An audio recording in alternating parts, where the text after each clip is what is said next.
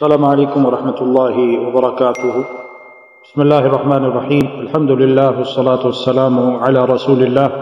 وعلی آلہ وصحبہ ومن والاہ وبعد۔ سورج گرہن کی حقیقت کیا ہے؟ ایسے ہی چاند گرہن کی حقیقت کیا ہے؟ طبعاً جو بات معتبر ہے وہ ہے جو الصادق المصدوق پیغمبر اسلام جناب محمد الرسول اللہ صلی اللہ علیہ وآلہ وسلم نے اپنی زبان مبارک سے بیان فرمائی ہے۔ چنانچہ اس تعلق سے صحیح البخاری اور صحیح مسلم میں یہ روایت ہے، سیدنا ابو مسعود عقبہ بن عامر انصاری بدری رضی اللہ تعالی عنہ روایت کرتے ہیں، قال رسول اللہ صلی اللہ علیہ وسلم، رسول اللہ صلی اللہ علیہ وآلہ وسلم نے ارشاد فرمایا، ان الشمس والقمر آیتان من آیات اللہ يخوف الله بهما عباده وإنهما لا ينكسفان لموت أحد من الناس ولا لحياته فإذا رأيتم منهما شيئا فصلوا وادعوا حتى ينكشف ما بكم۔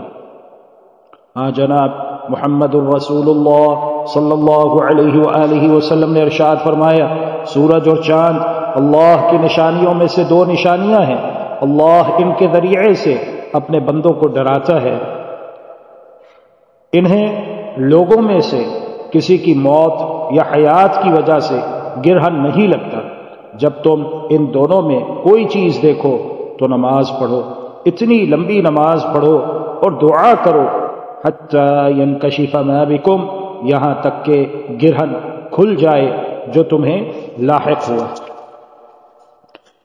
صحیح البخاری اور صحیح مسلم میں نماز کسوف ادا کرنے کا جو طریقہ پیارے پیغمبر علیہ الصلاۃ والسلام سے منقول ہے وہ یہ ہے، ام المؤمنین سیدہ عائشہ رضی اللہ تعالی عنہ بیان فرماتی ہیں، خسفت الشمس على عهد رسول الله صلى الله عليه وسلم فقام فصلى رسول الله صلى الله عليه وسلم بالناس فأطال القيام ثم ركع فأطال الركوع ثم قام فأطال القيام وهو دون القيام الأول ثم ركع فأطال الركوع وهو دون الركوع الأول ثم سجد فأطال السجود ثم فعل في الركعة الأخرى مثل ما فعل في الركعة الأولى ثم انصرف وقد تجلت الشمس۔ ام المؤمنین سیدہ عائشہ رضی اللہ تعالی عنہ فرماتی،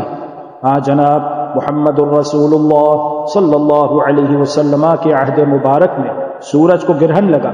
رسول اللہ صلی اللہ علیہ وسلم اٹھے، لوگوں کو نماز پڑھائی، لمبا قیام کیا، پھر رکوع کیا اور لمبا رکوع کیا، پھر کھڑے ہوئے تو لمبا قیام کیا اور وہ پہلے قیام سے قدرے کم تھا، پھر رکوع کیا تو لمبا رکوع کیا اور وہ پہلے رکوع سے قدرے کم تھا،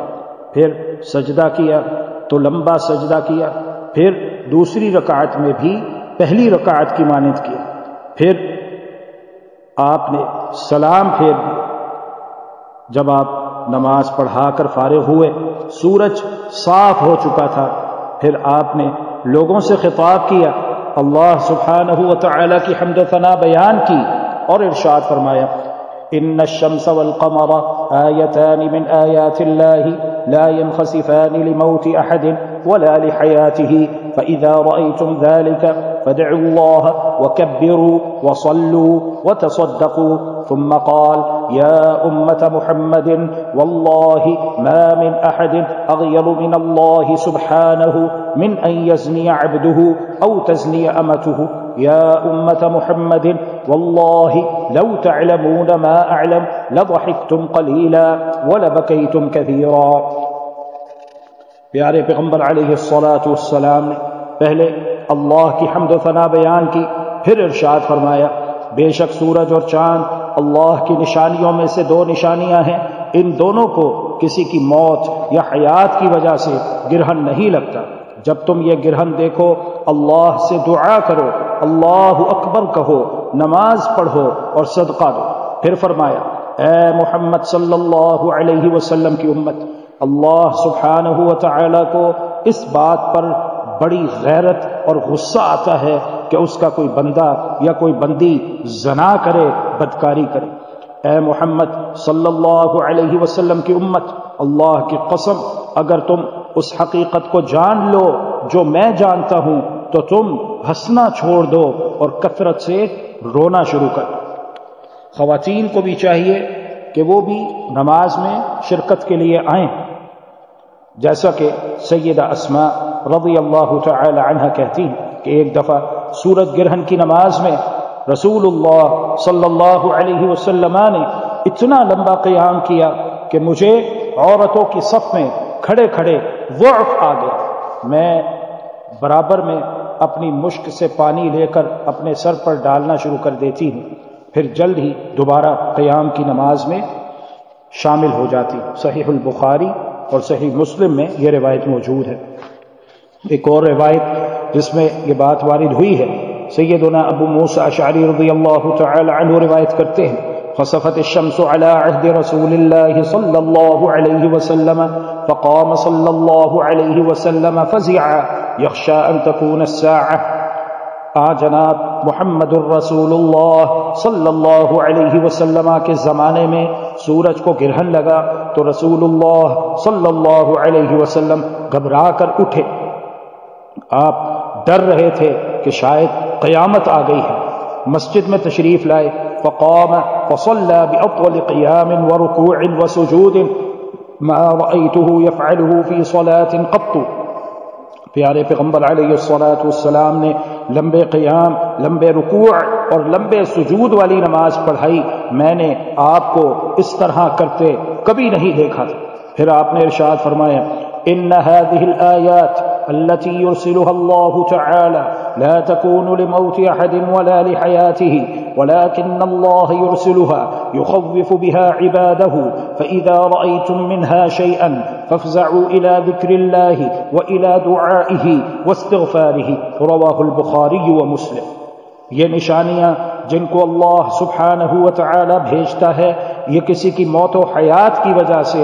وقوع پذیر نہیں ہوتی، بلکہ اللہ سبحانہ و تعالی انہیں بھیجتا ہے تاکہ اپنے بندوں کو ڈرائے۔ جب تم کوئی چیز دیکھو ان میں سے تو اللہ کے ذکر، دعا اور استغفار کی طرف گھبرائے ہوئے دوڑو۔ اللہ ذو الجلال والاکرام ہم سب کے حال پہ رحم فرما دے، اور یہ احادیث مبارکہ جو آپ نے سماعت فرمائی ہیں انہیں سننے کے بعد نماز کسوف کا اہتمام سنت کے مطابق کرنے کی توفیق عطا فرما دے۔ وآخر دعوانا ان الحمد للہ رب العالمین، وصلی اللہ وسلم علی نبینا محمد وعلی آلہ وصحبہ اجمعین۔ اللهم إنك عفو تحب العفو فاعف عنا، اللهم إنك عفو تحب العفو فاعف عنا، إلهنا فاعف عنا يا كريم۔